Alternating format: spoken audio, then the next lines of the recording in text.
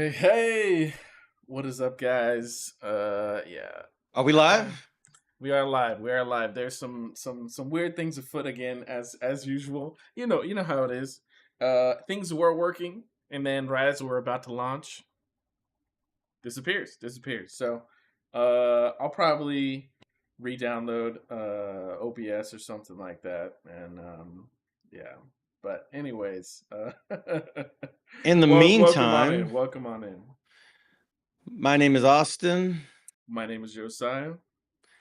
and we are the Super Super Cinema, Cinema, Cinema Cinema, Cinema, Cinema. Bros. Bros. Bros, man. The Super Cinema Bros. Welcome in.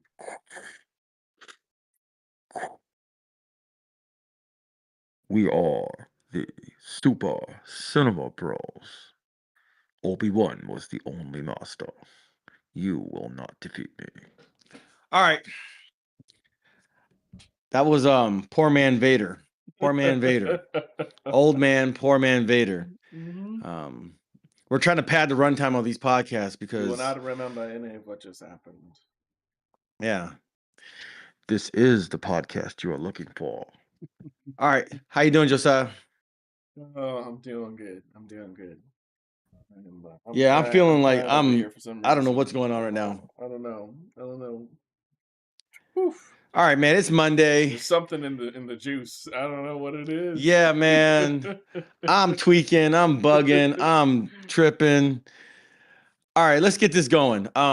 Rip, skip, dipping. Yes, let's do it. Yes. All right, Mr. Josiah, which movie do we have on the docket this evening?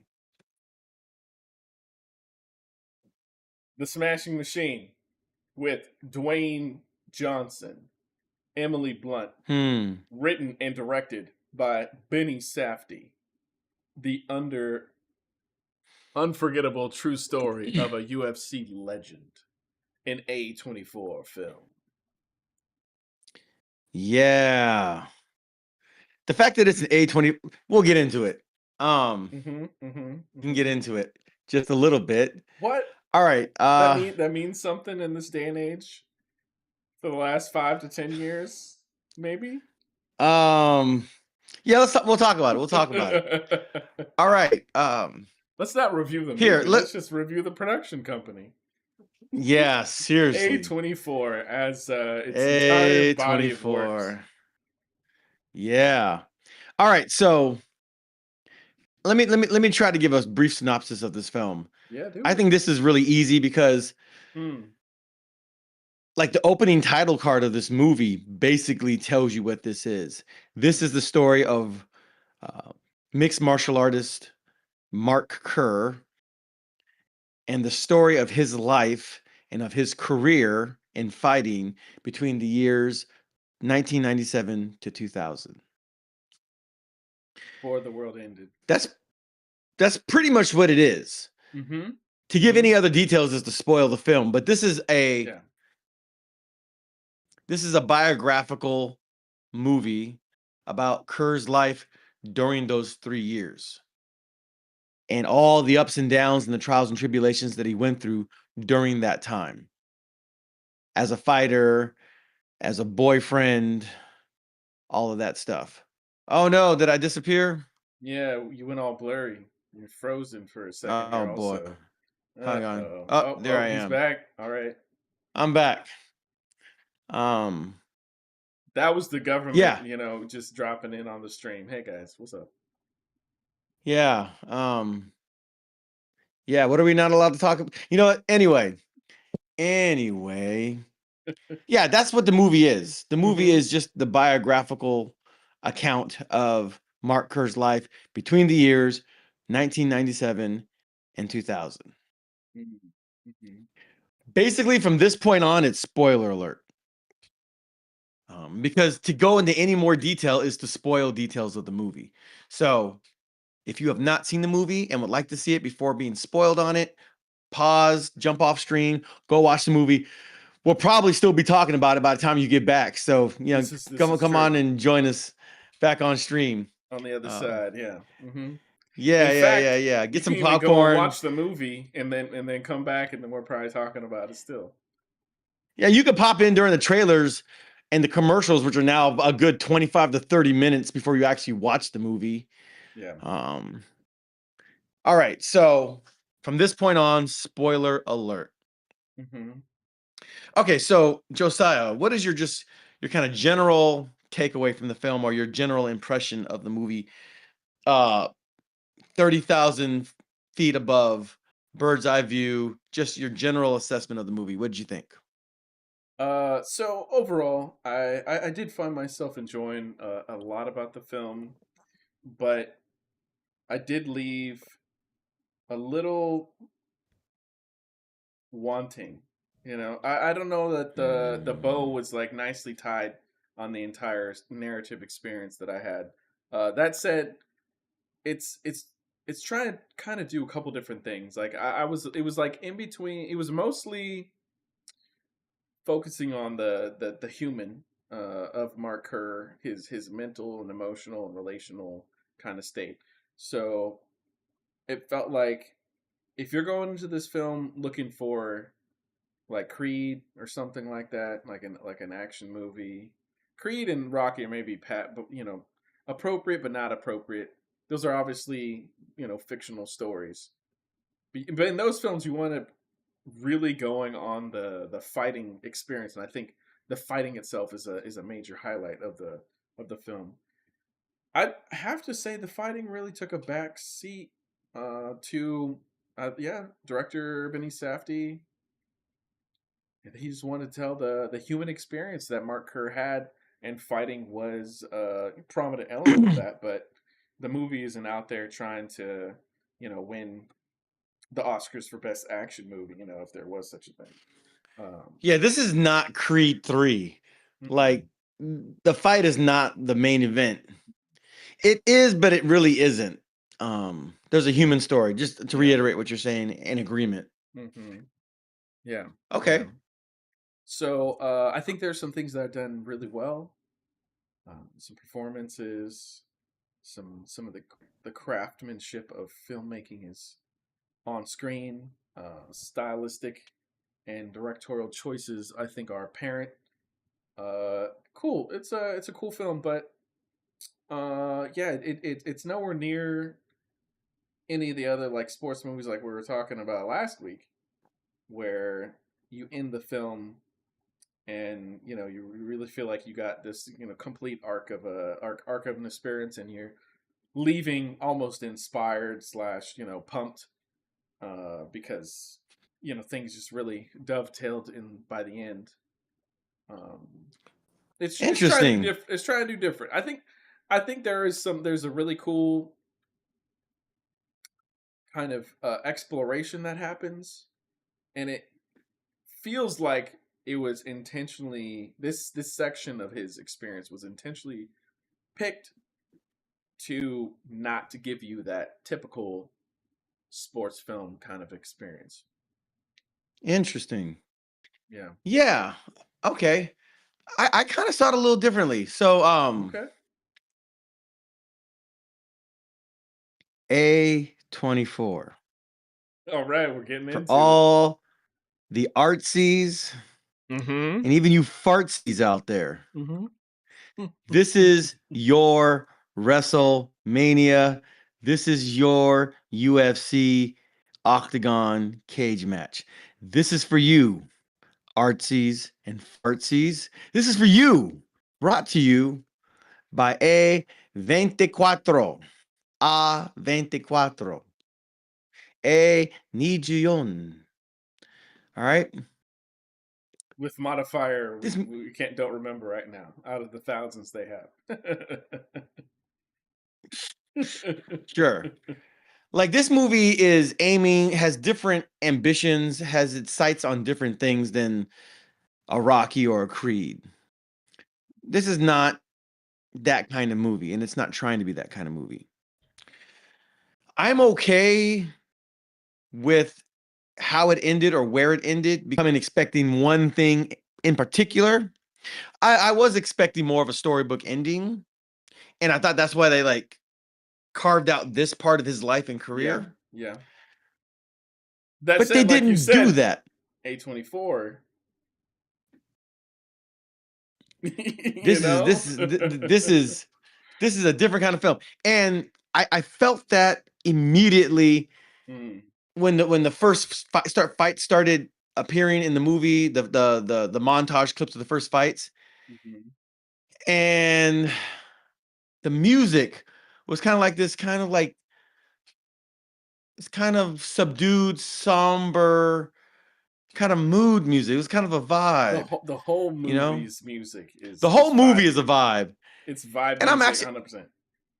I'm Yeah. kind of rocking with that. I'm actually cool with that. Um, what movie did it feel like?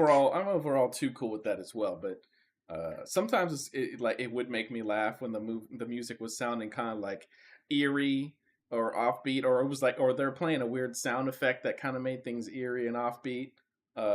I'm like, well, feels a little manipulative, but I mean, everything in storytelling to some degree is, you know. Yeah, I mean the music is supposed to, to be evocative, to Yeah, get you what's to going on in emote, the character. to So I feel think something. overall it was very successful. So I thought, yeah, Might not be everyone's cup of tea. You know, well, I what felt like a movie did lot it of it remind me reminded me of? of the '80s or '90s, so which was good because it was set in the late '90s. What would it remind you of? Hmm. Like the music and the vibe of it. Like what recent movie? I know there's like a movie I'm trying to think of. Hmm. Um, Almost kind of like Goodwill Hunting in a certain way. Um, Not Drive. What movie am I thinking of? It's It gonna come to feels me later on. I'm gonna be it feels Yeah, a go lot ahead. like someone was maybe like a talented group of techno slash jazz Mm, musicians were mm. live scoring the film to some degree. Like they're feeling out. They're kind of like doing the jazz thing on top of a picture that is currently playing. To support what's happening with the main character. But I couldn't tell you what movie it's like recently. But yeah, I have heard something similar to this before. Yeah, I'm like I almost have it in my head what movie I'm thinking of, Did the and Safdie it's like brothers do it almost for there. Uncut Gems as well? They may have. It's been Yeah, a while Uncut since I've Gems seen is it. another one of those movies that kind of has that similar vibe. Yeah. Um, hmm, it's escaping me at the moment, but within the first 90 seconds of the film, it's like, oh, this is an A24 movie for sure. It's not playing some like Eagles classic rock as he's like stomping people out or punching people out. It's very like almost somber. Um, so I would say the music is the second best thing about this movie. Okay. All right. All Um, right. I see that. the best thing about this movie, ladies and gentlemen, can be summed up in one word. And that word, hang on. And that word is Blunts. prosthetics. Oh, my bad. Yes, yeah, you're correct about that. This very, look, it's gotten to an insane level of believability. There, yeah, yeah, for a number of characters. At least for Dwayne Johnson, and I Mm-hmm. forgot the name of the actor that played his friend. Um, Yeah. yeah, they both I think had Listen. something. Yeah. Listen, man. There's some good game in this movie. There's some powerful lessons to learn from this movie. Oh One man. of my so my favorite part. Okay, so let's get into what we Oh liked. man. Okay, How go about we ahead. do Go that? ahead. Let's just Yeah, start with yeah, what we like. for sure. I'll start. I'll start this time. I normally like to kind of see what you think and bounce off it, but let me. Yeah. Mark Kerr as portrayed by Dwayne Johnson. Number one, Dwayne Johnson did a phenomenal job of portraying this guy. Um, or I really portraying a saw character his. that's supposed to be. Yeah, I mean the little I'd seen of Mark Kerr like in video in the news or whatever, maybe even back in the day, Dwayne captured a lot of that personality, a lot of the Yeah, delivery. yeah. So Maybe a like bigger you, fan okay, would nitpick it, but like I felt like he yeah, was studying okay. that So man. Hmm. there's this juxtaposition at the beginning of the movie where you see this montage of him just r- like a bull in a china shop, right? Just massacring all these fighters, right? Just demolishing them in Brazil. And then you see him in a doctor's office and he's talking to this sweet old lady. And the minute he started talking to that lady, like he just like he saw that she was looking at him and he had a black eye. And the way he spoke to that old lady and to the little kid that was ostensibly her grandson or whatever, Hmm. the way that he spoke to them was so gentle and so kind and so friendly. This He man was. was like a gentle beast. He's like a gentle giant of sorts. I mean, I mean, he is hulking, hardcore hulking, Yeah. like physique Yeah. wise. I don't know if there's prosthetics done on his Yeah. physique. It's Dwayne Johnson, probably not necessary because Probably Dwayne not. Johnson's already just a human specimen, right? Yeah. But the I way got the his prosthetics going. portrayal, I gotta be honest, but yeah, continue. yeah, just the way he portrayed Mark is just like he's just like the nicest, most like level-headed guy, and it automatically made me root for him as a person. Mhm. I just like kind people. I like people that are kind to me, people that I see being kind to others. I find that just eminently endearing as a human trait. I don't view it as weakness. I don't view it as subservience necessarily. Now, can you be nice for the wrong reasons? Can you be a people pleaser? Yes, you can, and that's not good. But that's not what we're talking about here. This was a genuinely kind, inquisitive person, and he's understanding. He's talking to this old lady. She's like, "Yeah, it's really bloody." He's like, "Yeah, yeah, you're right. You're not wrong for saying like just the way you talk like that." Listen, whatever this man's faults are, this is a genuine, kind, friendly, sociable, affable human being. And I'm like, man, listen, as a man who stands on business, who strives to stand on integrity and honesty, when I see that reflected in somebody else, like I pop my collar and I tip my hat. I was just on the strength of that scene alone, out for the rest of the movie, no That matter what scene was his awesome. faults, his vices, his Yes. flaws were, I Yeah. was rooting for this dude. Yeah. Rooting Definitely. for this dude. I like when he And tells the so, kid, "No fighting," and he kind of like, yeah, cracks yeah, a smile, like kind of chuckles a little yeah. bit. Yeah. He's talking to the clerk, trying to ring her up, trying to ring him up for the medication. He's like, I don't want to deal with the Mm. insurance. I'll just pay out of pocket. I'll just make it easier for the both. He's just like accommodating in the best way.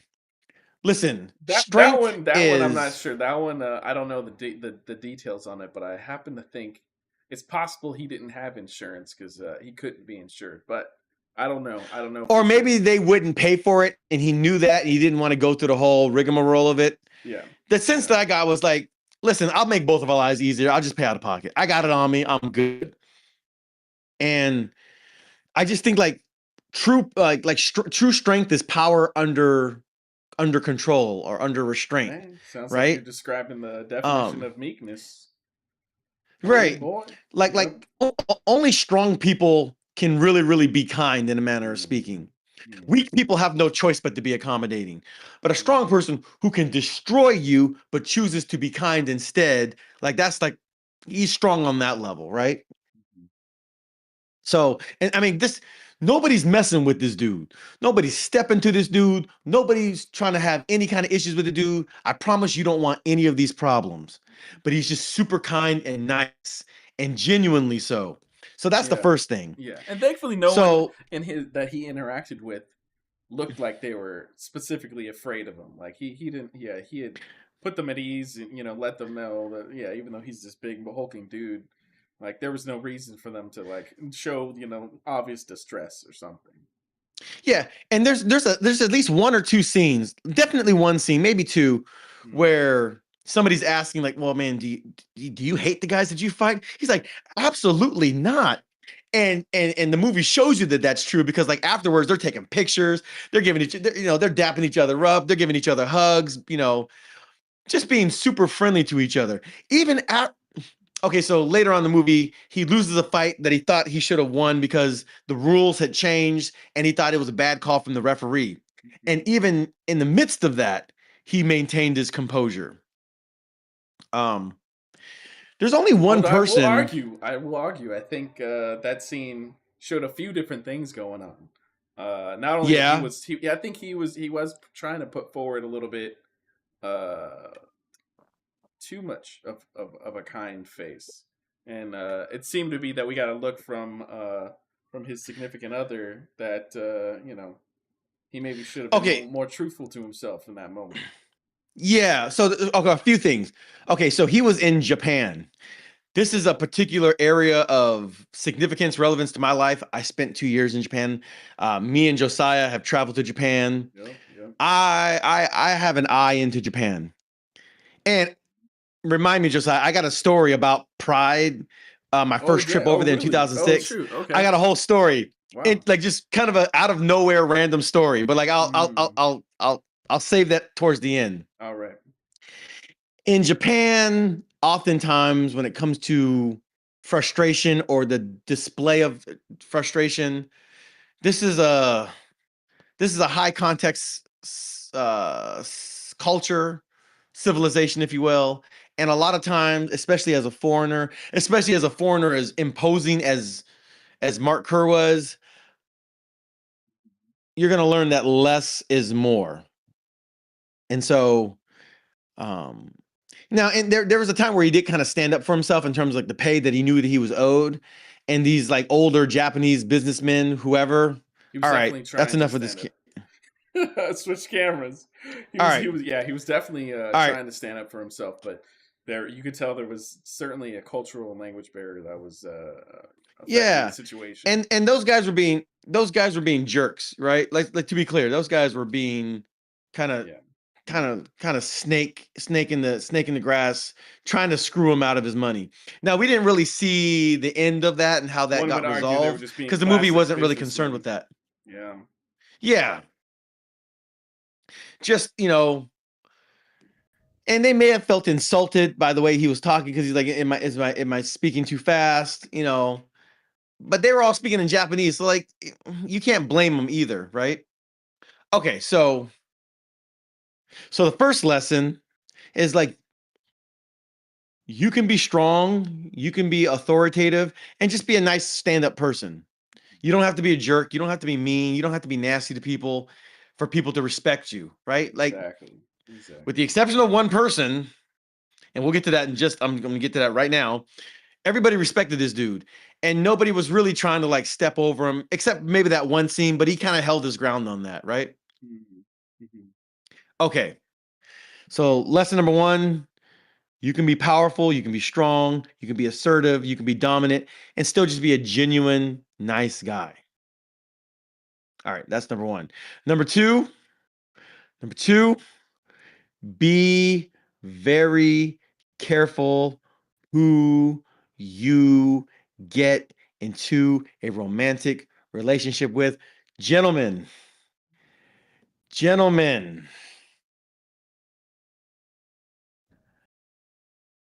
she may be beautiful. There's nothing wrong with that. That obviously makes it way more difficult for you to think Gentlemen, rationally. But yeah, continue. gentlemen, please, there's nothing wrong with being attracted to the allure of feminine beauty. It's wonderful. It is a gift and a grace of God. Amen. Hallelujah. You need to be really careful about understanding the person and the soul that is attached to that external beauty. A woman can build your legacy or tear it down. Um, in a way that doesn't really work the other way around, right? It's just the dynamics of male and female relationships. Like I was watching a clip that came on my feed. It's like, um, you listen to Steph Curry, his wife is a goof, just running her mouth, making him look I bad. just discovered this the other day. Just she has no idea how insanely lucky she is to be with this dude, and she's talking like he's just the just just tarnishing this man in the public square. She brings, comparatively There's no speaking, way that man was aiming just just to be a coach. Like, come on. I'm oh just my gosh. that's all I'm gonna say. That's all I'm gonna say. Listen, Will and Jada, like I'll just leave. Who benefited more from the don't other? even go. Don't even. Oh man, yeah. Who benefited more than the other? Right? You go down the list, right? Look at Kobe Bryant. Let's Kobe just say Bryant got the himself in Matrix a could have really done without, bad situation. but And MIB could not have done without. I'm just his saying. I'm wife just saying. held Kobe Bryant's wife held him down when she had every right to bolt. Yeah. She stood by him. Whoa, whoa, whoa, whoa, whoa, whoa, whoa! I'm not co-signing. But Kobe Bryant may he rest in peace. I'm not co-signing what he did. Obviously, what he did was horrible. It was wrong. He was an adulterer, and he confessed to that publicly. I'm just saying, a woman can hold you down or can drag you down. Men, be careful. If you are a reader of the book, like just go through Proverbs. I'll just leave it at that. You know, you have both Y'all gotta be examples. like Joseph, man. You better get those You have feet both moving. examples. You just gotta be running out of the places. Just Yeah. running up out of whatever situation. There's more important things. There's at least, I think there's one for sure. There's maybe two major fights that this guy should have won, but because the wrong woman got all up in his head and messed him up, he just froze. He couldn't fight. Okay. Yeah, I'll come back. I'll come back to thoughts on that. Gentlemen, Remind be me. very, very careful. Consider what you want. Also consider what you need. You need a rider. You need someone that's not going to make it all about themselves and not get complacent and not get entitled for doing the bare freaking minimum. She did his laundry. She took him to the doctor, whatever. I'm not discounting that entirely, but this man provided her an entire lifestyle and a home and everything. And she was like, well, what have you done for me lately? I don't want to get into, listen, oh my gosh, listen, be very, very, very careful who you bond yourself to emotionally, Yeah. who you give access to your inner world, who you shack up with and share a bed with. Be careful. And because specifically, y'all weren't expecting this, but look, specifically, just from a psychological standpoint, man, the science of psychology has discovered that connection that you make with someone creates psychological bonds and links that wind up making life complicated. So look, it's better not to make those psychological bonds and links with somebody that you're not that's not you haven't vetted in every single way already. That's what I'm just gonna say at the moment. listen, you make out for like over 10 seconds, you're already sharing a microbiome with this person. Like, dude, it's I'm telling you, be careful. It's not wrong. Who you bond with, who you become one flesh with. You got to be super careful. You got to be mindful. Yeah. You got to treat what you got going on for you as super precious and valuable. Because if you don't, chances are she won't either. This is just some free game. Yes. So all that to say is this man was in a on again, off again sometimes healthy, oftentimes toxic relationship with his girlfriend, who later became his wife. And we saw one of the worst moments of it.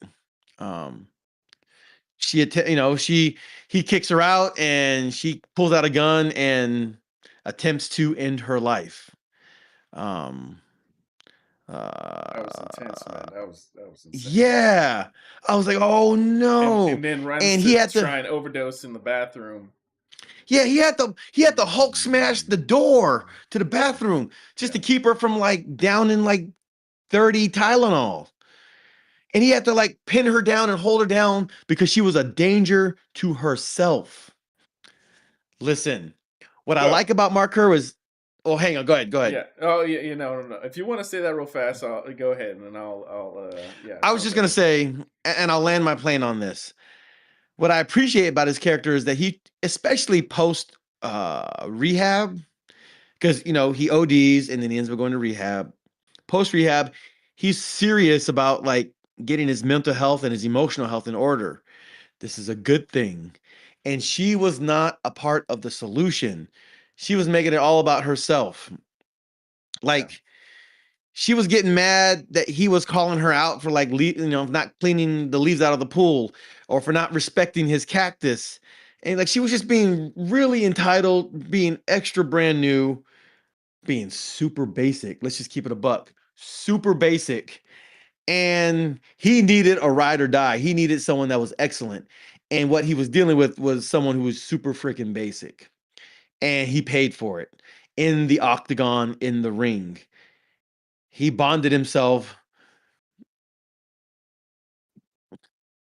with with a basic girl who couldn't meet him where he needed to be, where he was going, and he paid for it. And so, just, you got to be careful.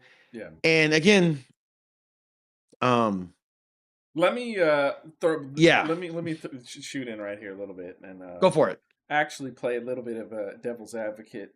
I did wind up missing some of the scenes after his friend visited him in the hospital and was asking what was up. Uh-huh. So I didn't get to see the rehab section. You'll have to fill me in a little bit. And I didn't get Okay. that pool scene. I did step back in.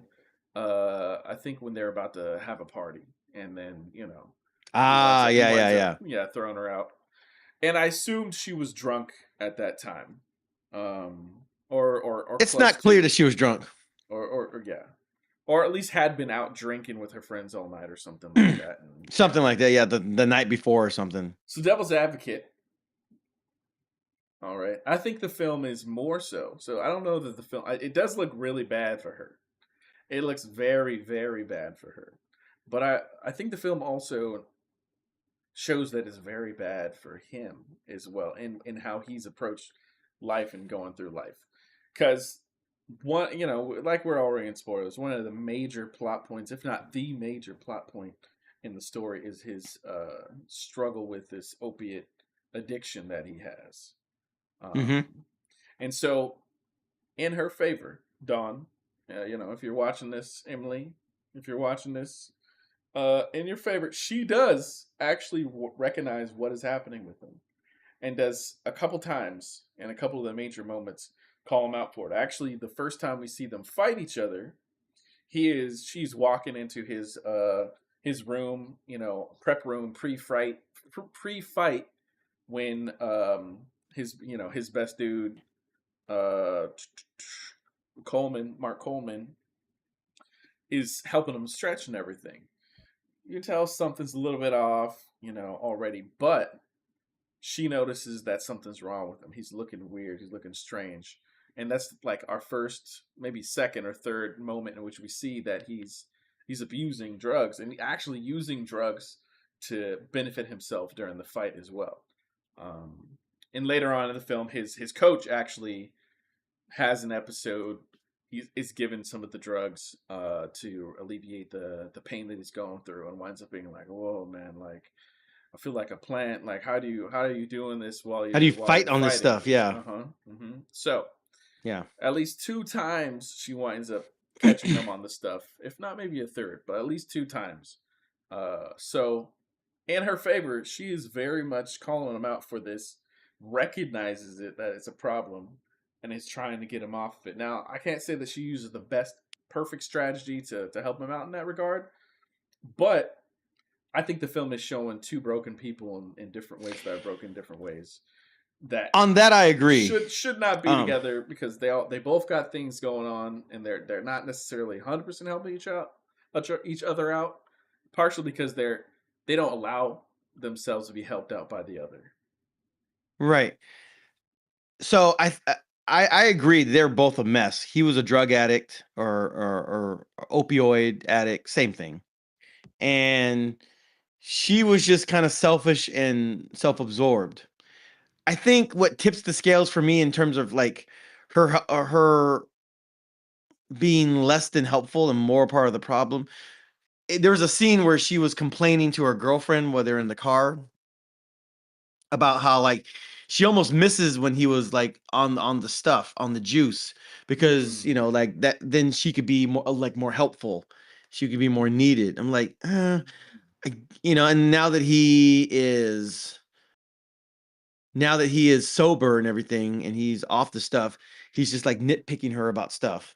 mm, um but what you see him nitpicking him is about is like all you like you're just laying out at the pool. All you got to do is like pick up some leaves out of the pool, make sure like you're not screwing up my cactus plant that and like just do some basic stuff. mhm. You know what I mean? Yeah. And she was acting like he was just blowing everything out of proportion. But it's his stuff. It's his house. You're just laying there reading a book at the pool. You're not contributing to any of that, right? Yes, you're helping, but like you help anybody that you're in a relationship with. Even people that aren't giving you a house and home or roof over your head and paying for your lifestyle. Just by the nature and the function of being in a relationship with somebody, you're going to end up helping them out unless you're just a total, you know, completely relationally negligent. So I almost don't even feel like, she was like, oh, well, I cleaned your dirty underwear. Like you did his laundry. Your underwear gets dirty too. I'm sure you did your own laundry too with his washing machine. There's a lot of entitlement, there's a lot of Yeah. selfishness, Yeah. and Yeah. he was trying to work on his internal stuff, especially Mm-hmm. post rehab. She never got to that point. All right. She liked the fact that Yeah. he was dependent upon her, and she was a little bit of an enabler until she wasn't. Yeah, he did have that episode where he, broke a bunch of stuff, and she did call the ambulance and got him there, so he didn't die on the floor of his home. So I guess she gets credit. I mean, for When not he being a overdosed. total month. Yeah. So I mean, she gets credit for not letting the man die. Like okay, cool. You know, Mhm. I, All right. So I, go ahead. yeah. That's. I'm like, yeah, they're both messed up people. I agree with you on that. But as he tried to better himself, she was Okay. Yeah. Yeah. not part of the solution, to say the least. So to be advocate for what you're saying, one of the most painful moments in their relationship, in her being hateful, unsupportive, just so yes, when she winds up breaking the Japanese pottery that he had Yeah. we had specifically gone to go see him buy. The movie made a very big Yep. moment of him like in Japan. I don't know if it was his first time, but it was a time where he had won. He's gonna go treat himself. He wants to get something for her. Funny little line that he winds up saying, like he he wants to get the handkerchief for his girlfriend because she likes colors. It gave me a little bit of a chuckle, but anyways, advocate for what you're saying, brothers and even ladies, whoever you are out there in relationship with somebody. Look, I understand if you're maybe in the wrong in what you're pursuing. Maybe what you're pursuing is not what maybe it's unethical, maybe it's immoral. What maybe it's there is maybe you're not trying to put in the work. That stuff aside, if you are pursuing something, all right, and you are putting your heart and soul into it, you're trying to be diligent about pursuing it, and you take it serious, it means something to you, man.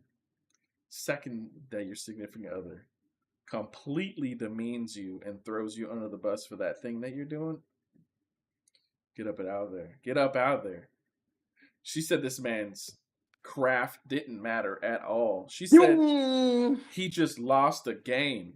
He just lost. Get over it. She demeaned what he'd achieved already, whether it was the home, the house.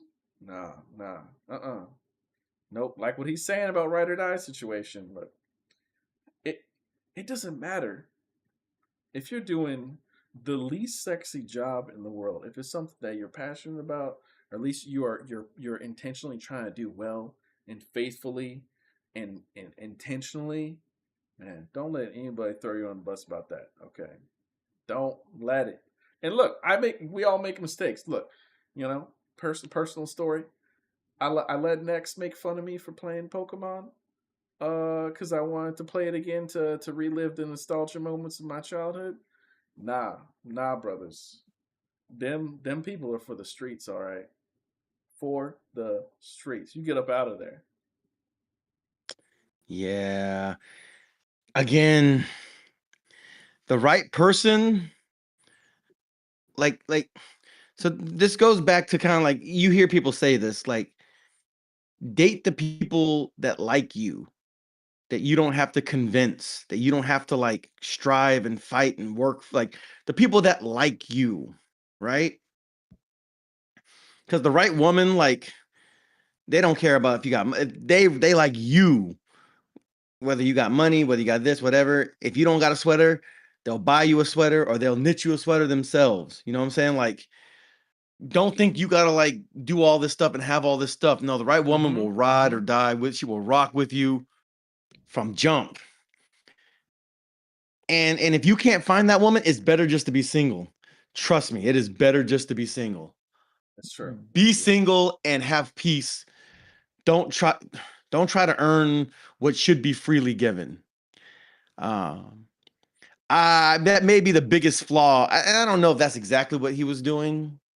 I mean, there may have been mutual attraction. It may have started off good in the beginning. Who knows? Um, she definitely felt entitled It to what had been going she on for a had, though. while. You knew for sure, especially when she walked into that prep room, and Yeah, Mark when Coleman, all the like, homies are kind of like, and the okay, yeah. coach So the people, also, when they're trying to get back together. yeah, yeah. When all the homies, when all the people that are standing by you, and your boys, they're all, don't ignore that. Don't ignore that. I mean, when it's clear that it's not a jealousy thing, right? Like, if guys don't hide jealousy very well, so like that guy wouldn't be in your circle for too long anyway. You would have gotten them out the paint anyway, or that person would have removed themselves. You know what I'm saying? In close knit, like circles like that, like there's no place for that kind of jealousy. Like those people are gonna kind of weed themselves out. So the people that were kind of giving them that concerned look were people that genuinely cared about him and his career and what she might be doing to the detriment of that career. Don't ignore that. At the very least, you need to set certain boundaries. And he tried to set boundaries and she just wouldn't respect those boundaries. Okay, fine, fair enough. You know, you got to, he probably should have ended that relationship a lot sooner than he did. Listen, we've all been there. It happens. You want to make something work. You give it more chances than you should, than you ought to. And That said, I also some take yeah. the relationship part of the story with some level of a grain of salt. You know, Hmm. don't know if it's both parties involved were the ones that were uh, spoken to or recorded to 100% accurately give the exchanges, the relationship written down. You know, I had that in the back of my mind a little bit, even when we were seeing Mark Kerr interact with other people, and he was coming across as a genuinely super nice guy. Some degree, especially when it's based off true story, true events, true people. I take a little, I don't 100% believe how much of a saint he was in some ways, and his depiction. That said, this is what was presented in the Yeah, story. I'm So I'm taking this at face value. I don't yeah, know these people personally. I don't know the ins and outs, and I don't know what happened beyond what the movie shows me. So, um, yeah, there may be some creative license into like how things were portrayed, what things were emphasized, how serious certain arguments were, and the like. So, you know, and they also did get back together, as you saw at the end of the story, end of the movie. The little for description. 6 years, They got had a kid married. They got together. married for 6 years and had a kid. Yeah. So, yeah. Now I have to wonder because like, was he coming down? Okay, so at the end of the movie, he loses his fight, right? Is he coming down from the Uh loss huh. and just wanted to be comforted? Maybe. Uh, I mean, is that the reason? I mean, but then again, a 6 year marriage is still 6 years. You know, it's not like they were like together for 3 months and got it annulled or something like that. You know what I mean? Like 6 years is 6 years, and we don't know how long they were together before that.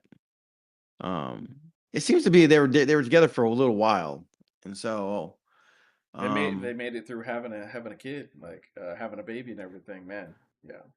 Hmm. So, yeah. So yeah, I can't. Yeah, I won't speak much more to their relationship, but it was definitely uh one of the most intriguing, engaging, parts of the film, and yeah, I thought listen, it was handled really well. Emily Blunt's performance was fantastic. Yep. Dwayne's fantastic.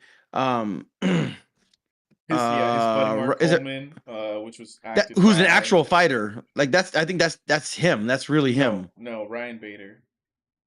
Oh wait, that's not him. No, no. I thought that was like the actual fighter guy. He is a mixed martial artist. Looks like. Yeah, Yeah, he was he he looked was a somewhat familiar Bellator light heavyweight champion. in real life. Yeah. Hmm. Yeah. And he won the So 2018 World Grand Prix. Yeah. yeah, I So. really liked that character. His friend, his fighting Hmm. friend. Yeah. I thought the movie was angling towards them, having their final face off together. They're It, it friends, it but it they're was. opponents. It definitely was, and that's in the filmmaker was intentionally building that up for us because that's how one of these films would typically go. But since Yeah. it's A24 and it's one of the And Safdie it's brothers, biographical. They're bound to what actually happened. yeah. But I'm saying the Safdie brother Benny, he could have picked whatever time period and ended it with him actually like winning something conclusively. I don't know. I didn't look deep into his history if he wound up winning like a big championship at some point, but it seems like he Uh competed for another 9 years. Um, yeah, it looks like he fought like 20 times and like only won 4 or 5 of those fights. Like it was kind of his career was kind of on a downward trajectory mm, after 2007. yeah, He only won a couple fights. So he lost way more than he won, and at some point man, I think by 2010 he was done yeah. or something like One that. of my Yeah. favorite parts of this movie actually is in like the first third. He's being interviewed by a number of people. One guy, one I think he was Japanese. Anyways, he was being interviewed by someone like right before a fight, and this is the scene in which he's asked to like imagine what it would be like if he were to lose, and he was just saying like he Hmm. honestly couldn't imagine it. He genuinely was trying but couldn't imagine it. Right, I think right before that he winds up saying that it's like how yeah he in it like how does he get focused or something like that for the fight, and he winds up comparing it to like a flashlight and a laser beam, like with a flashlight you're letting out your emotions and stuff kind of control Oh, that yourself, was and earlier. Yeah, to yeah, the black earlier reporter, the it African was American oh yeah, reporter. he was Yeah, the I African remember. American guy, that's right. Yeah. And he himself felt like he was a laser beam, but man, I kept that in my mind as I was watching throughout the whole film, and sadly enough, it feels like the story and the director is trying to tell us that he is more the flashlight than the laser beam by the end of the film. I mean, he was a laser in so much as his relationship with his girlfriend was on good ground. And when it wasn't, he fell apart in the ring. That's kind of what you see. But even before that, like with the toll that fighting was taking on his body, and him getting Yeah, addicted to he the was in drugs, constant like pain. he was saying that he was a laser beam when he was potentially more like a flashlight in this scenario. Yeah. So there's a point where he's talking to his pharmacist trying to get a certain higher dose of whatever medication he was on. And I guess on over the phone, he's like, "Oh yeah, I'm feeling fine. Hey, you know what they say? A day without pain is like a day without sunshine." I was like, "That's the reality for these fighters." Mm-hmm. It's like that's the reality for a quarterback who has a horrible offensive line and he just gets sacked all the time. Like, or if you're in WWE or Or the whatever, linemen themselves, probably. yeah, or you're a luchador or whatever. Like Mm-hmm. you do these full contact sports. Like, I don't care how good you are. I don't like you're gonna feel it the next morning. Like there's a reason why they take those ice baths. There's a reason why they get hooked on all these painkillers and all of that stuff Yeah. because Yeah. it takes an extreme toll on your body. Mm-hmm. Um, And one of the yeah, other, like, I think, messages of this film is like directly connected in that, man, the ending is kind of it's pretty depressing in my, the way I saw it. Like, they show real life Mark Kerr shopping at the store, and purchasing his he just food, waves to the cameraman at the end. getting into his truck. And while that is happening, one, I don't know what's going on with them. Maybe they were trying to indicate like further brain damage or something like that. He was kind of talking to himself, like, or like making noises to himself a little bit the entire time. I don't know what was going on there. It was a little bit off, a little bit off. But they wind up saying like, man, and it was like a gut punch. In text, it said basically he was one of the forerunners of the sport, Yep, and now people in this sport make millions of dollars of fighting. millions, And then tens of earlier millions of in the dollars. earlier in the film, you wind up hearing him talking to the Japanese man about getting $3,000, Yeah, and then the big victory pool at the end was of the film was two two hundred hundred thousand. thousand. Dude, that shopping scene and that text just like hit me and was like, oh man, this man did all that, and Heavy it's like lifting. I'm sure he's got money and from fights and maybe sponsorships or whatever, but still, like, oh, that's so depressing. It's like this guy living like every other person in the world, super not not humbly or whatever, but humbly in the regard that like it looks like he's not raked in the millions. He's not living a cushy life. He's not retired to you know, Yeah, a mountain of gold and cash or something like that. Bro, that film ends so sad. I mean, that's just the way it came across.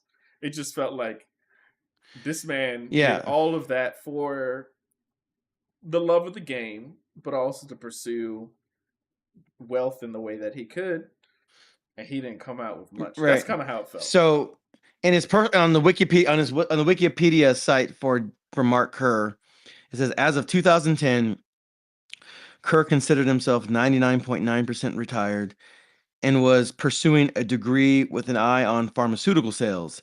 As of 2015, he was working at a Toyota dealership. In June 2019, on a GoFundMe page, Kerr revealed that he had been battling peripheral neuropathy since 2016. So, I mean, this guy had been an athlete since high school or whatever. He was a college athlete, won championships, all this, that, and the other. And I mean, the toll that this kind of life and this kind of chosen career takes on your body, on your mind, you know, you think about like the CTE that football players have from, just banging helmets all the time and, like all the concussions and like all the fractured ribs and the twisted ankles and the busted knee, like just and the lower back pain and just all that stuff. Yeah, it's rough. Yeah. So, yeah, man, So, he's lived a life. yeah. So, yeah. What were your overall thoughts about in the positives about this film? Then we'll maybe move on to some things that Yeah, maybe you wish were a little different. yeah. So I thought the transformation of Dwayne Johnson into Mark Kerr was really good. I thought the acting was really good on all. Everybody played their role really, really well. I liked the music, especially in the beginning. Uh, I liked. I mean, the cinematography was good. I mean, it was serviceable. It was good. I mean, it was good. Um, I think the fight scenes were done well. I'm trying to think. Listen, I'm a sucker for Japan and seeing Tokyo, and so getting to see it, it was fun. I enjoyed that. Um, Just the bits and pieces that we got. Yeah. yeah. So those would be like those would be my positives. All right. All right. Yeah. I'll keep it short. Yeah, I think the movie's competently to well done in almost every area. I think the acting wound up being the strongest thing for me, and the direction felt intentional. It felt like it was uh, had a vision behind it, and that vision was executed. And it didn't feel like it was just executed in like a basic standard way, like someone was just, I don't know, directing a TV episode or something like that. All right. But let's go into some of my nitpicks or things that I kind of wish were a little better. All right. Well, Okay. I I don't fully think it was the theater I was watching it on. So I watched this film on AMC's XL screen, which is one of the many types of viewing experiences they give you. I think it's the newest one. It's supposed to be a big screen. I don't know how big it is compared to IMAX or Prime or Dolby or whatever. Uh, did look good overall, but I can't help but feel like the director slash cinematographer chose to use long shots for like 60% of this film. I swear, almost the entire time, I felt like the image was flat, that the characters were flat, that the depth was flat. I remember noting in the hospital when Mark Coleman goes to visit him, flying in from at the first flight possible, that they were using long shots in filming both of them. And what I mean by that is, if you guys don't know, it is what it sounds like. The cameraman is placed far away from the actors or landscape or whatever it is they're trying to shoot, and they optically zoom in to whatever cropping, whatever kind of composition is that they want. So it felt like the cameraman was like 10 feet, 15 feet away from the actors, but was optically zooming in onto the actors to make like a medium shot, a close shot, which just like completely flattens the subject onto the background. And if there is any kind of depth, it just completely flattens everything, so you don't feel that depth. And I was like, why is this why are so many of the shots just completely flattening everything out with the long shot? Like, it must have been that the director or cinematographer like really liked that look, but I don't know what it was trying to achieve artistically. Mm, Like, there's always got to be a reason for the choices, but it just felt like it was a style, but I don't know why it had that style. Like, what are they trying to say? Like, because you're obviously removing an element of like natural human experience to like create this really flat image. And I'm not sure if they're trying to say like he's just constantly in a fog, or completely, uh you know like there's an element of him that's like removed from reality continuously, and that's why everything's flat. Even in the octagon and when he was fighting in the ring, I noticed so many times that, one, this director cinematographer liked what they call dirtying the lens by always having something in the foreground obscuring the frame in some way. In some films, you'll have it like in the Batman. When Batman's going to check out the crime scene for the first time, and he's like, he's walking in, and the police are wondering why he's there, and Gordon's like, he's here with me. There's a few shots in which you're seeing, I think it's the guy dead in the chair, but it's like through uh like bottles and junk on a table that kind of dirties the front of the frame, and then you see the subject like in the middle ground. So that's what a lot of people are trying to do nowadays, dirty the frame. And so often they're dirtying the frame with the ropes, of the octagon, or cage, the metal fences, or the poles, or Mm. whatever it is. Sometimes it was just like a person or something like that. And it just, for me, it was like constant and all over the place. And I didn't understand why. Like, maybe for the octagon, it makes some sense to try and like recreate the audience experience a little bit, like being that far away, not being able to see things clearly. Because like in Creed or something, you would more or less most of the time have the camera like in the octagon or in the ring with them, so you don't really have very much.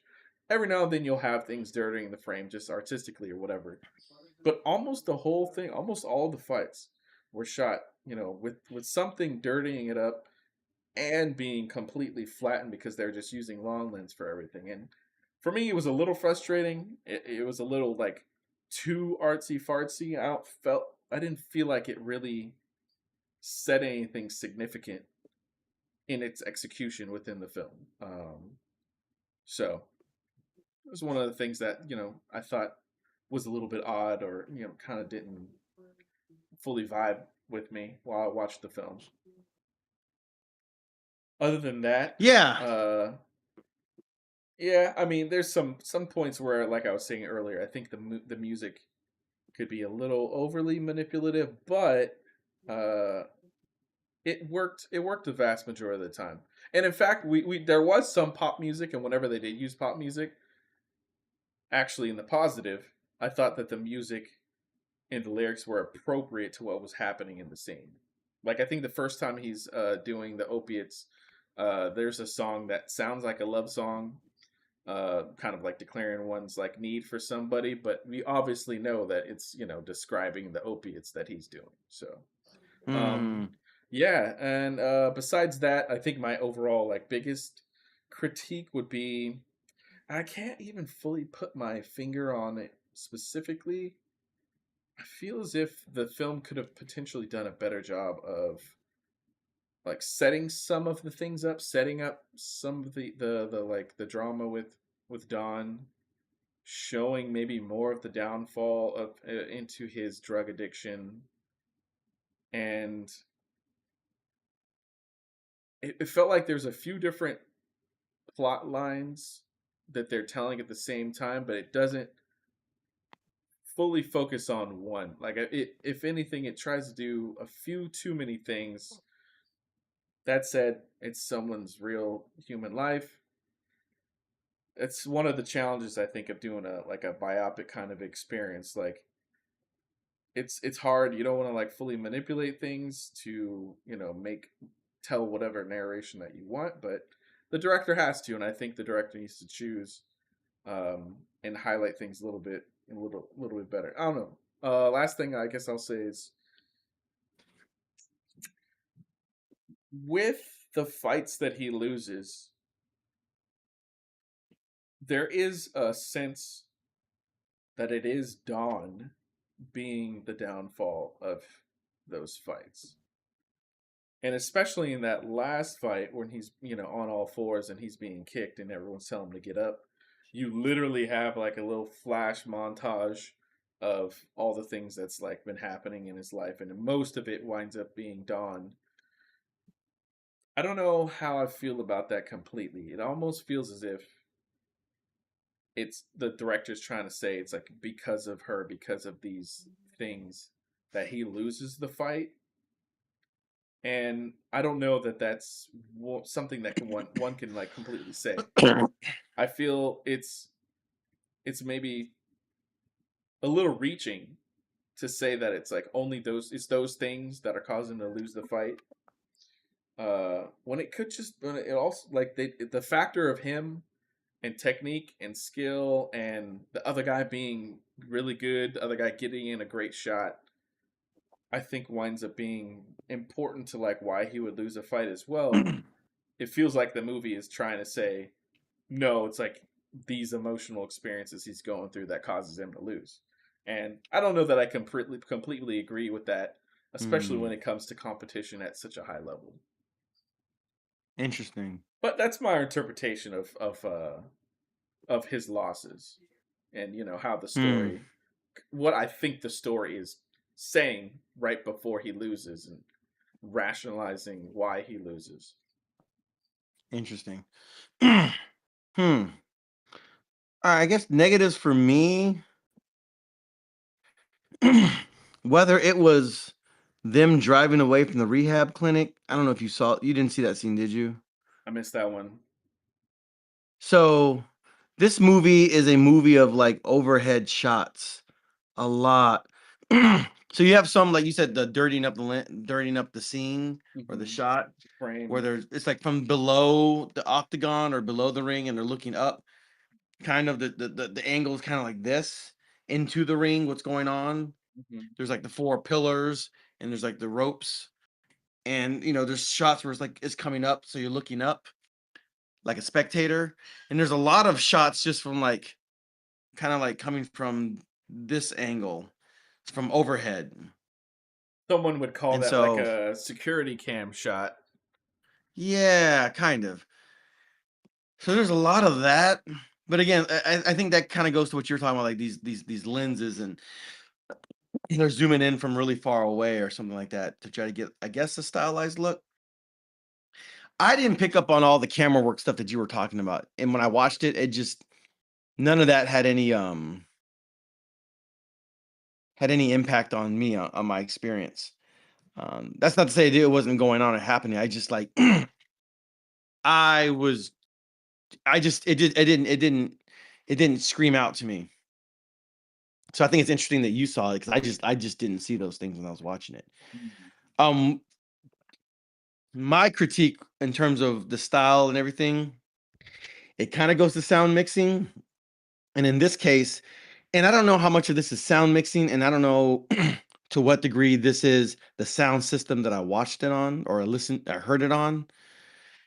On certain crescendo scenes, like at the end of a match or, these kind of high emotional crescendos, to me, it just sounded like all the sound and all the sound effects and the noise and the audience, it all just kind of bleeded in, and it was just a little too loud. It was just a little too muddy and a little too loud. And so I don't think they're necessarily committing Christopher Nolan level offenses with sound Mhm. mixing, but maybe in the theater they could have just turned it down a little bit so it just doesn't become like overwhelming. That aside, I thought this may just be true to life that he like shaves his head, but something about it was weird because like, oh, now you're the Rock. He Now you're did the Rock. when he did first show up. He was like, yeah, you just look like the Rock now. Yeah, it was weird. I was like, I don't know what I'm supposed to make of this. He You did. He know, did. I do remember him being bald and having that one earring in his ear, and then having a little like little like I'm like, wait, little goatee is line. this a Rock origin story? Is this a canon event? I didn't know that. It Yeah, was exactly. weird. Uh huh. So like, I mean, as somebody who grew up intimate and I like just very, very, very like culturally familiar with The Rock and who he is and what he looks like and all that stuff. Hmm.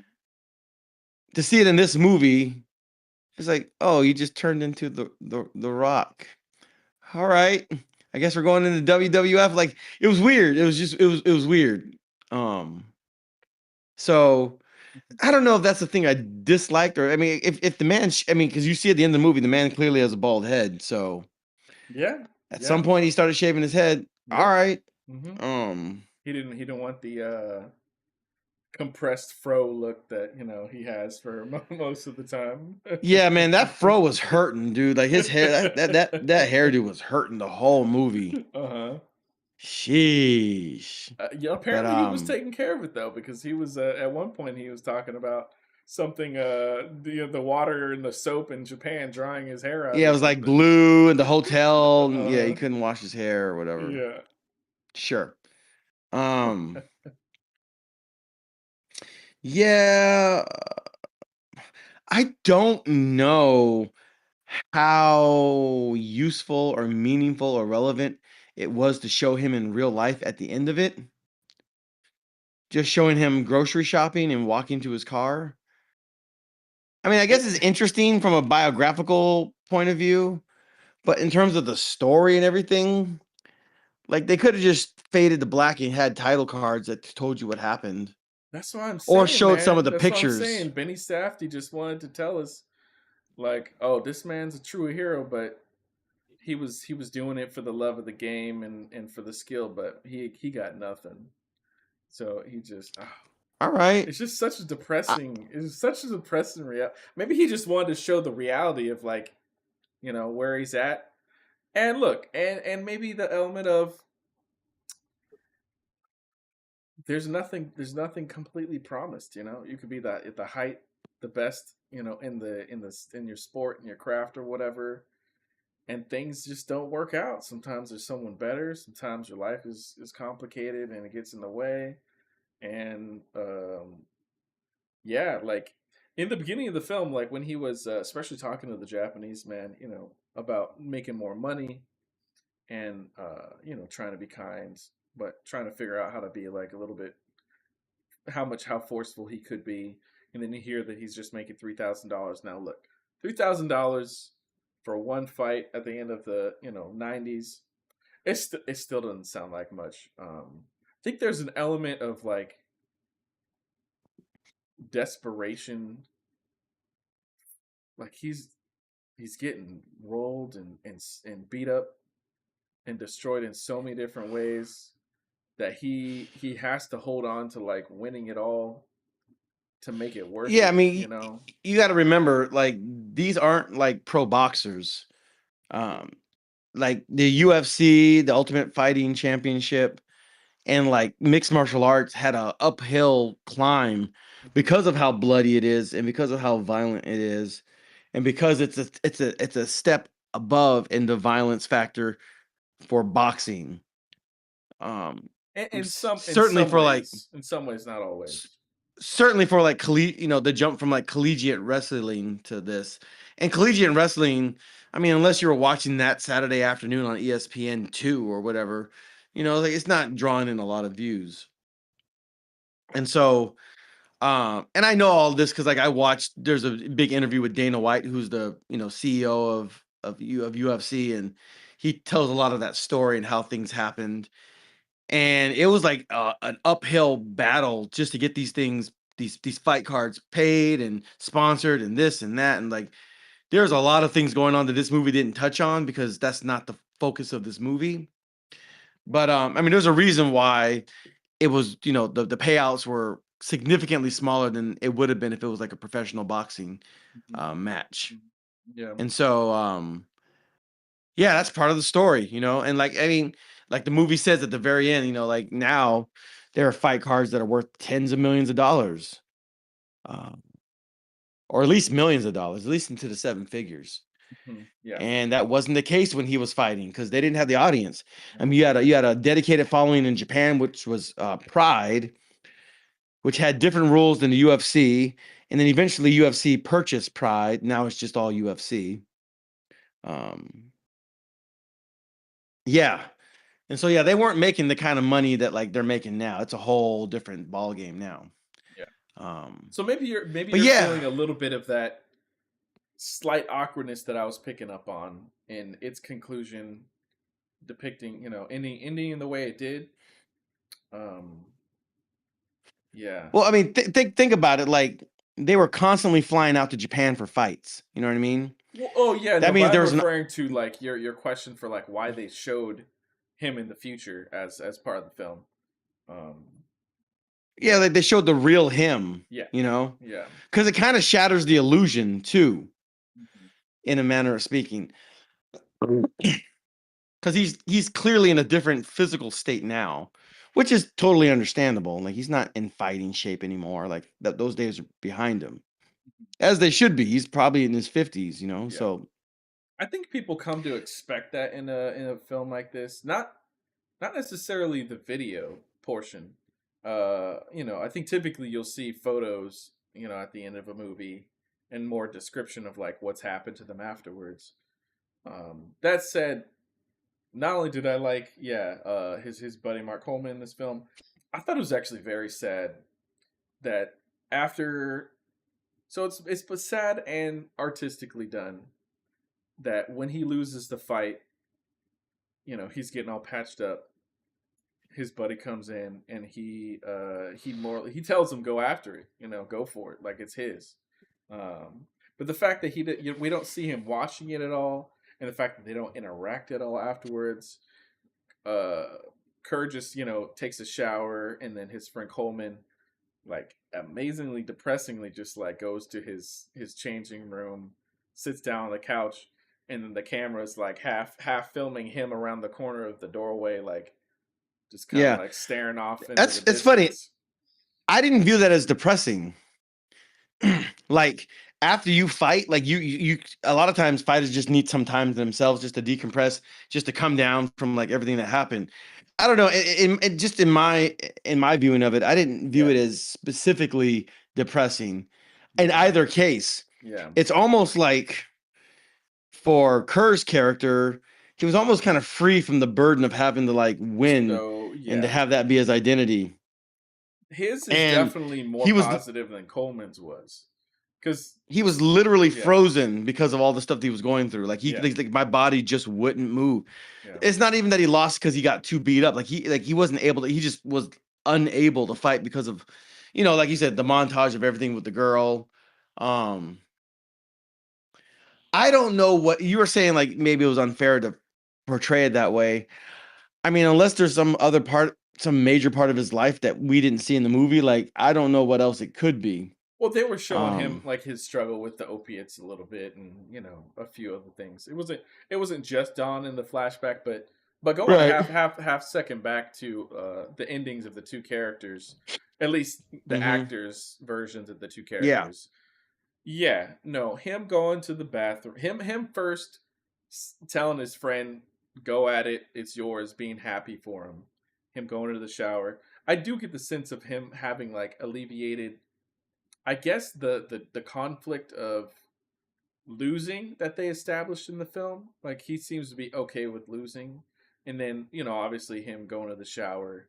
Water is obviously a cleansing, revitalizing thing. He turns around, he winds up Yeah. smiling. Um, he does seem like he has some level of freedom. And then on the opposite end, uh, Coleman. I mean, the reason why it seemed depressing for me was because not only does he sit down into kind of like a drab room on like a brown couch or whatever, but he's in there all by himself. He doesn't say anything. He doesn't celebrate in any way or whatever. He's just kind of like looking and breathing. And then the camera, like I'm saying, is like filming him like it's peeking out from around the corner. Like Yeah, it was an interesting artistic choice because in the background you have this 20 million yen big giant check and the belt behind him, and he's just kind of sitting slumped over in that definitely not Japanese couch yeah, in it's that back certainly room. not Japanese. No.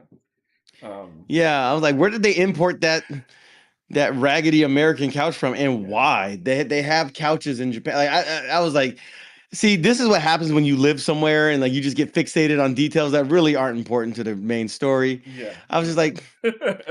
why why that couch? I don't I don't why know. am I Maybe thinking about a look, couch right now? This is a movie about Mark Kerr. Why am I thinking look. about this Maybe couch that maybe the this guy's sitting Japanese on? in their attention to detail. We're like, we want the American to experience what he experiences at home. Let's bring in, you That's know. that's horrifying. I don't know. I hope that that's not true. Let's get them the Almost as much as I 1970s leather couch that we had you know, shipped from someone's place over Oh in man, America. that was mid 90s mediocrity in a sofa that he was sitting on. American mediocrity in a sofa. It was. I But don't know. I yeah, don't again, yeah. that may have been like a production design oversight Could have that been. like only I would think about because Yeah. whatever. Yeah. I don't know. But I wanted to see him But and his boy like celebrating afterwards. And then they don't even say anything about their relationship and how it went afterwards. But look, it's yeah, A24 I thought that was Safdie brother. interesting. Yeah.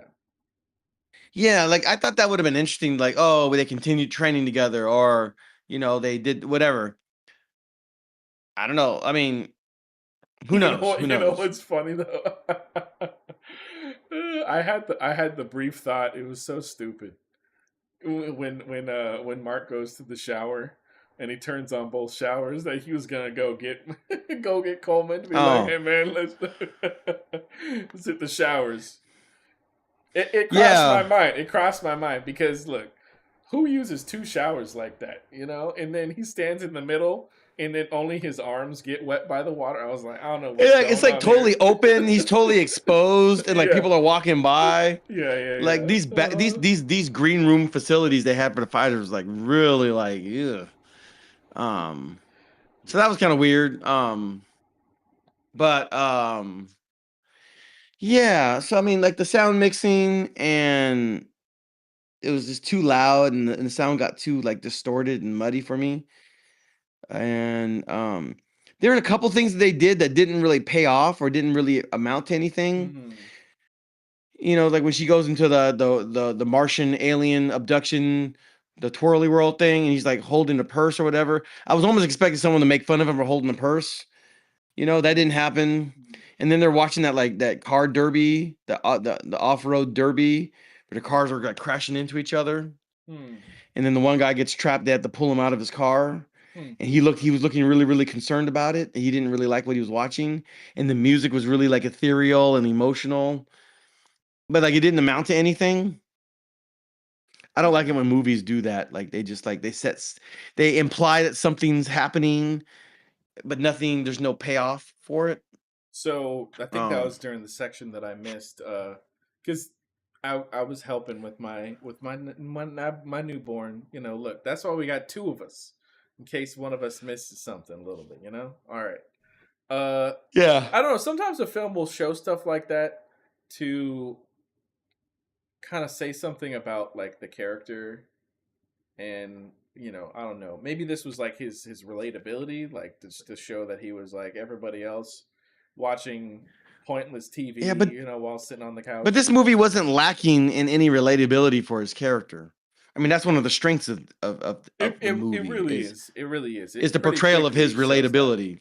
Yeah, Or I yeah. should say the display of his relatability as a person. The like regular Like human. Yeah, you're never not rooting for him. You know what I mean? yeah.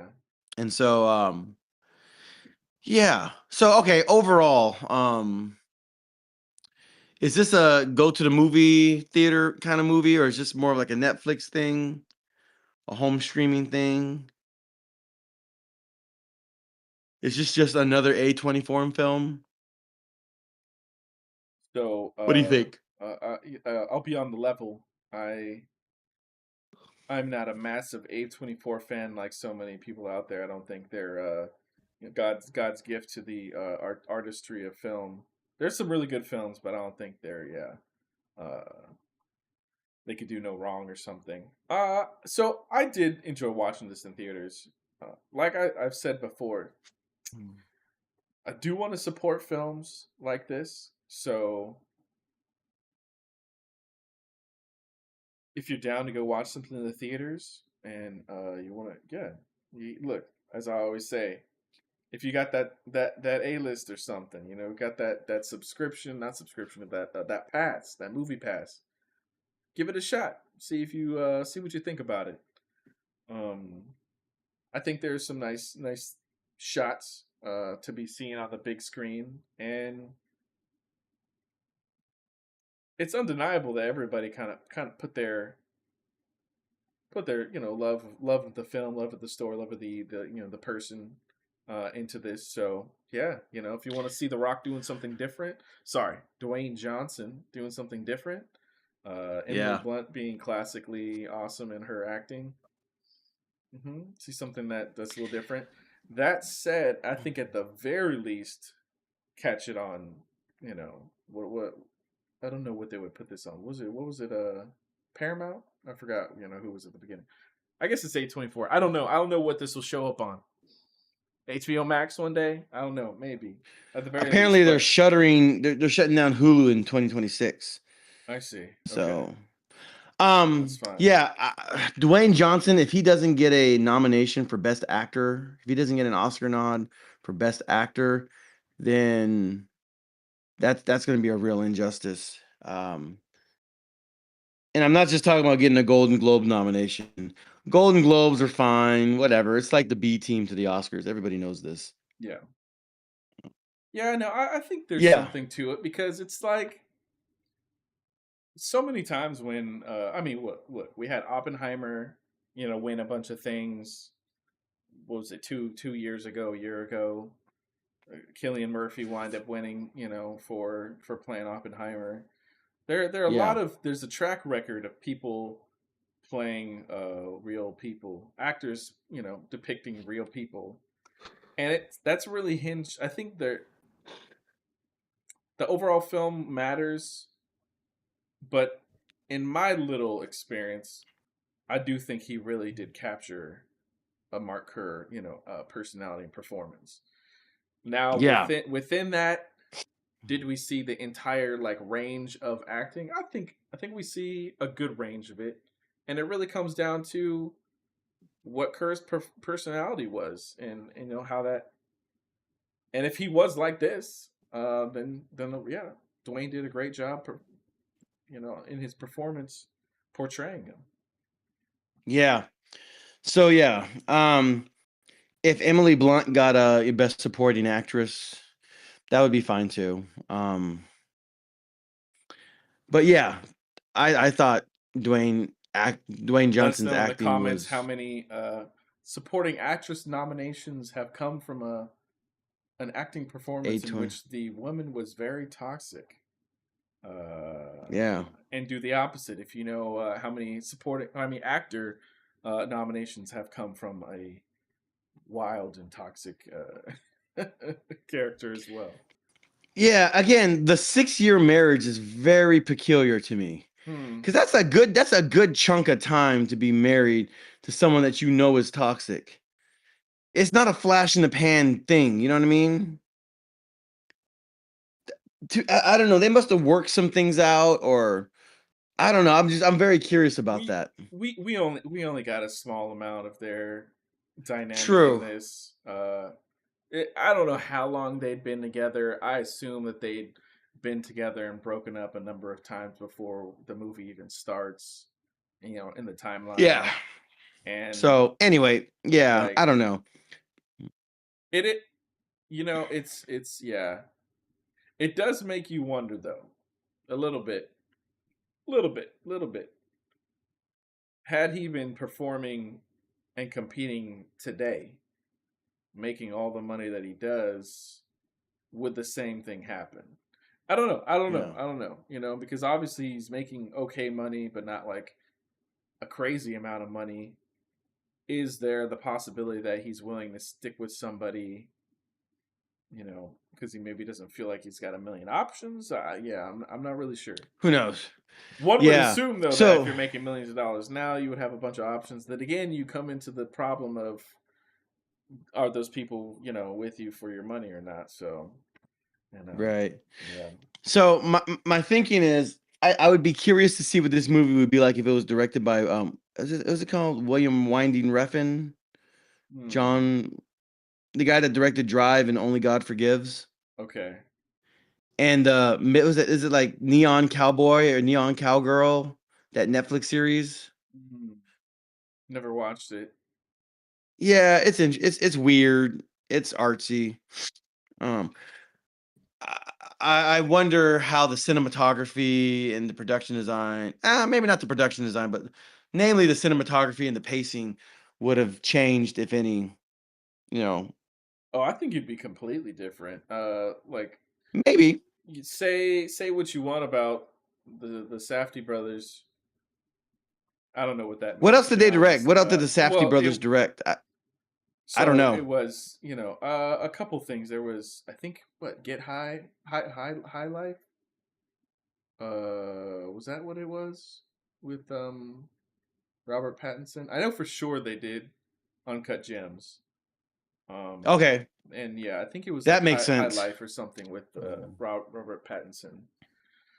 Maybe something else, but you'll know Benny Safdie. He was the the super sweaty genius guy from Oppenheimer that went on to, I guess, develop the hydrogen bomb. Oh, okay. Anyways, Interesting. yeah, All no, right, I think so they have a style, and the style came through in this. Actually, his brother, there was a trailer for his brother's film with Timothy Chalamet where he's playing some ping pong guy. oh, yeah, I saw a That little bit of that trailer. I came in a yeah, little bit late. yeah. Um, Okay. no, the So film yeah, I mean, I agree it'd be a too. super different film on every level if it was directed Okay. by somebody else. So like I was Yeah. saying, say what you want about them. I think they have a good ability to execute their vision, and there's a uniqueness to like how they wind up executing something. Albeit this is similar in a number of ways to Uncut Gems. I felt like I don't know that they're like Yeah, pigeonholing like the themselves film into it. grade, the Yeah, the yeah, the yeah, yeah, sepia tone, yeah. that whole hmm aesthetic. Yeah. Yeah. So Things there's being that. kind of dirty. Uh, there Yeah. was less talking over each other, a lot like a mile less talking over each other in this film than Uncut They Gems, did. but that's another one of Uncut those gems, yeah. things.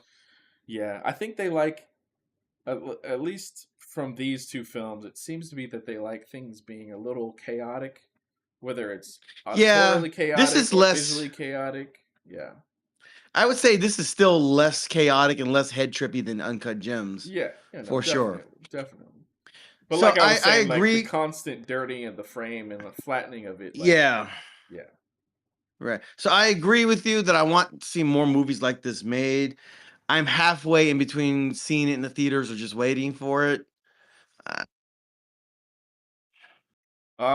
this is like, Genobi 21 says, "I hope Mark Kerr gets a lot of money from this movie. He deserves that." yeah, yeah, Look, yeah, yeah. I hope so too. that's one of the big things about the film. Like you did say, you do wind up caring a lot about him.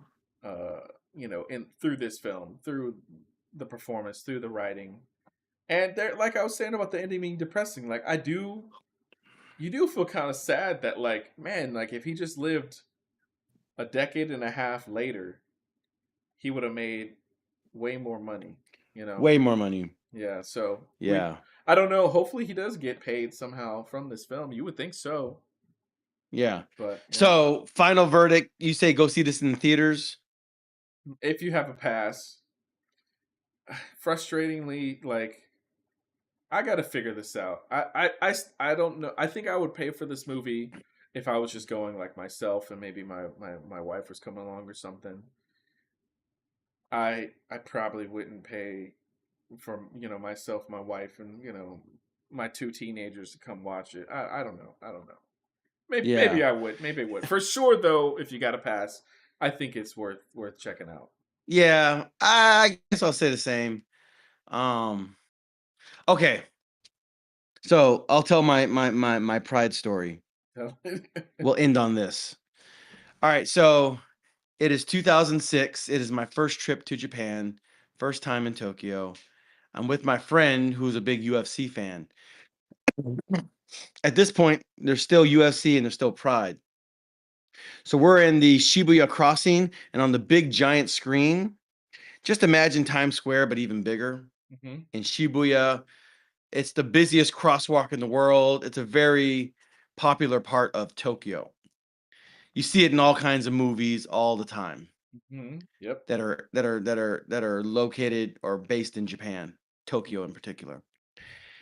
I see an anime commercial for Pride, and I believe it was directed by Shinichiro Watanabe, the guy that did Cowboy Ooh, Bebop and okay. Samurai Champloo. Oh wow. It's like a minute long thing. I have to look this up. There might be a clip of it on YouTube somewhere. I hope there is. I want to go and find it. I think it was him though. I think he's the one that directed it, and or it was whoever did the Kill Bill stuff, which I think it was Shinichiro Watanabe, if I'm not mistaken. It very much looked like something from the Kill Bill anime. Something. It was one of those two. We could find it. Anyway, Yeah. yeah. So you guys, YouTube sleuths, go find that because it's a really cool clip. Anyway, so me and my friend are in Shibuya. We are shopping for souvenirs and gifts to send to give our friends when we get back to America. And we visit the same clothing store on two separate events or two separate days. Um, I think it's like we were there on a Friday and then again on a Sunday before we left, something like that. Anyway, the first time we go in there, we see these two tall, athletic, really light skinned black gentlemen, lighter skinned than myself. One of them was kind of like a little, maybe my height or so, really, it's just kind of muscular build. And one guy was like really, really tall. Um, Now, I later saw that same guy in a Chuck Liddell training video back when he was fighting Manny Ortiz. This is like 2007 time period, 2008, around that time when Chuck Liddell was like the big name. And this French this French black gentleman, very light skin, bald head, giant guy. He was one of Chuck Liddell's trainers, but he was training this other French fighter. So we saw them like the day before the fight. So, you know, in perfect physical shape, right? We say, hi, hey, what are you doing in Japan? Oh, we're here for a fight, blah, blah, blah, blah, blah, blah, blah, blah, blah. And then we shake hands and part ways. So then me and my friend Scott, we go back to that same shop. We were walking around, ended up in the same shop, just looking around, and we see the same two guys. This is the day after the fight. The big giant super tall guy. I mean, he wasn't the fighter, so he was just a trainer. So he looked absolutely the same. But I went to shake the other guy's hand. Number one, he had like a black eye, his face was all bruised up, and he couldn't shake my hand because his hand got all jacked up in the fight. And the trainer's talking all kinds of crap. Oh, he was terrible. He was terrible. Oh But he said it like in a dang. French. Oh Yeah, he was no. showing this kid no mercy. He was Oh. like, yeah, he lost. It was terrible. You know, He says it was more of a French accent than that. I can't do his accent justice, but yeah, it was just crazy. We went to the same store 2 days later and we saw the guy before the fight and we saw the guy after the fight, and it was like night and day. This guy was all like, I don't want to overhype it or over exaggerate it, but he this was man significantly was banged missing up, a whole eye. And his hand was the size of Mr. Krabs. I'm bro. joking. Bro, like 60% of his whole head missing. We said we had Oh. one eye, and no, it wasn't like that. He had a black eye. His face was a little banged up, and he couldn't shake my hand. His grip was so like feeble and weak. So so to the point of like what these fighters go through, they put their bodies through the ringer. Yeah. They get all banged up in all kinds of ways. I think it was in Rocky Five, the last Rocky movie from like '80s, and he just beaten the Soviet guy, Dolph Lundgren, and he was so banged up. Actually, I think it was in the first or second Creed movie where Rocky says like, "Man, that fight, man, I've been hurt in ways that never healed. Like I got banged up in ways that I never recovered from." And that was just boxing, right? This isn't whole full body mixed martial arts. You can just imagine all the kicks, all the hits, all the kidney shots, all the banged up joints and knees and elbows, like the cauliflower ear. That's one thing that the movie did show a lot of, cauliflower ear. That's a real thing. That's why you see people wearing those head earmuffs when they're training, because like there, I mean, unless you get surgery, there's nothing you can do about that cauliflower. Like once I your ears think you get puffed up, can. that's it. I think it can be drained or whatever, but it sounds like a lot of the guys in the sport don't.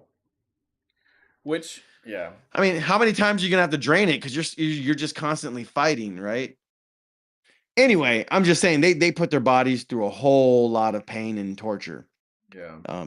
in pursuing that kind of fighting excellence. So yeah, and that was in the same time. This is 2006. Uh, So that'd be six late so six just years after the 6 years after the period of this film.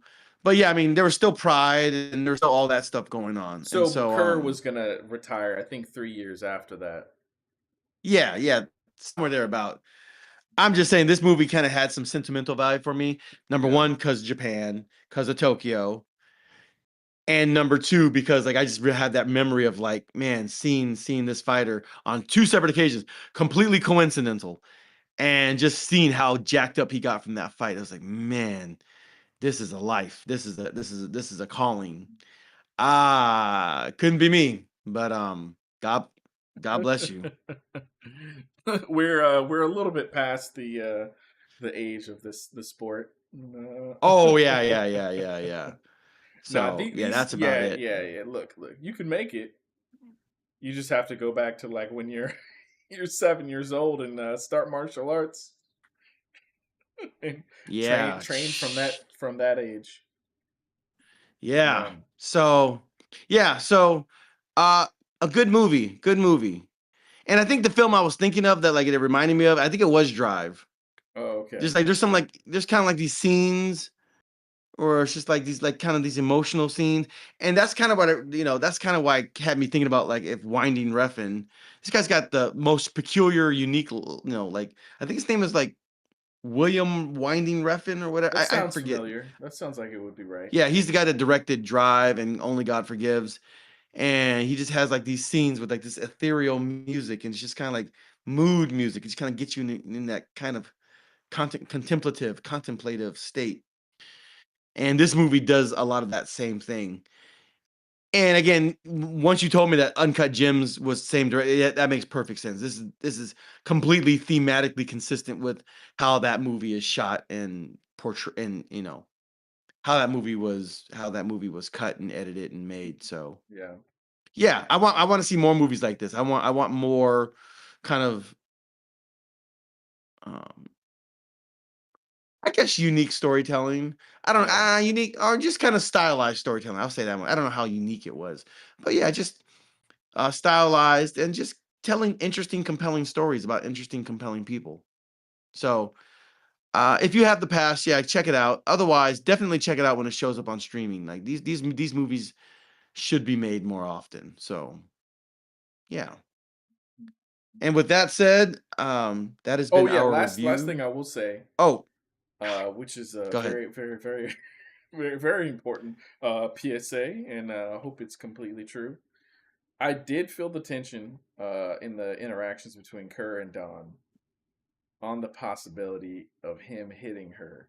Now, there was never any indication that he would do that, but whenever you see something like this, and the lady's going all crazy up on a guy that's that's big, that's fighting and all that stuff, it's It's a hard not to think. trap.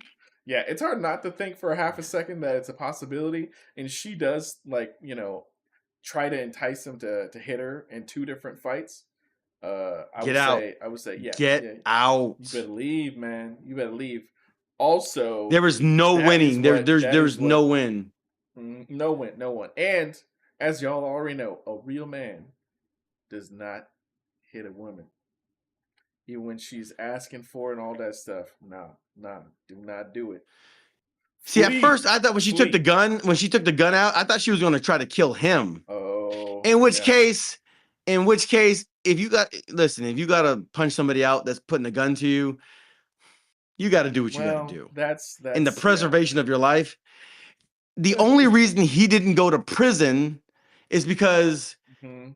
her prints were on that gun and he probably had to restrain her and make the phone call. Hey, this lady, she is a threat to me and a threat to herself. She's in my house. I'm calling because she needs help. And then, he was able to kind of show here, the guns here, and, bop, bop, bop, bop, bop, and, and, oh, yeah, because like he could have very easily gone to jail for that. Very easily. In an age where there's no cameras, you can't film somebody with your iPhone, like that could have gone one of two ways, And so she was hauled off in the cop car, presumably to some rehab clinic or something like that. But and he clearly didn't press charges. He was a danger to herself. She tried to end her life. Like that's crazy. That's crazy. Gentlemen, be careful who you get bonded to. Be super careful. I think that's one of the big messages of this movie, whether it was intended to be a message or not. As a viewer, as a man in particular, that should be a big takeaway from this movie. Like, be super careful who you get mixed up with. Choose well and live happily. You know what I mean? Yeah, yeah, yeah. So with that, All right. I'll bounce it back to you for closing. All right. That has been our review of the Smashing Machine. Thank you for sticking with us. Please like, subscribe, and hit that notification bell so that you can be notified for all of our latest live stream reviews. My name is Austin. My name is Josiah, and I'll give you a 30-second review of one battle after another. Well, do we want to review that? Hang on. We can Hang wait. on. We can wait. We can wait. We can review it. Yeah, sometime. I think I You're still want to go wait. see that movie. You're gonna have to wait a little bit because I think this next weekend is maybe Tron Ares or something. We'll see. Yeah. Like, I mean, spoiler. I think Josiah felt like the movie was okay. I want to see it for myself. I'm curious to see. I'm curious to see how good it is, or if it's just kind of mediocre. It's well made in a number of ways, but yeah. There are a couple things that didn't hook me. That's all. Yeah. Okay. There's more. There's more to it, and if we talk about it, we'll let you know if we okay. we do. Yeah, so that might be another like F1 situation where we review it later on. Mm-hmm. We see it, but then we don't review it right away because other movies take precedence. I think Tron Ares will be one of those movies. Although I think that movie is going to be really, really high on style and maybe not so high on substance. Mm-hmm. And if I have to go back and watch the 2010 Tron movie, I might not do that. No, I don't think so. It looks like you'll benefit from knowing that movie. Just for at the very least the main characters and what's his name? Is it Flynn? No, I forget the name of Bridges' character. The guy that made the he's in the trailer. Yeah. Jeff Bridges' character made the the Tron grid interaction. Yeah. He established the digital connection, whatever it is. This movie, I think they're gonna make it in a way where you don't really need to know all that much because it's been, like you're saying, 15 years since that movie. So, yeah. And I mean, do I want a generic Trent Reznor soundtrack? We'll see. I mean, like, if you heard one Nine Inch Nails song, I feel like you heard them all. Like, I don't know. It's not my kind of music, so like, I'm not so excited. The score composed by Trent Reznor. I'm like, all right, cool, I guess.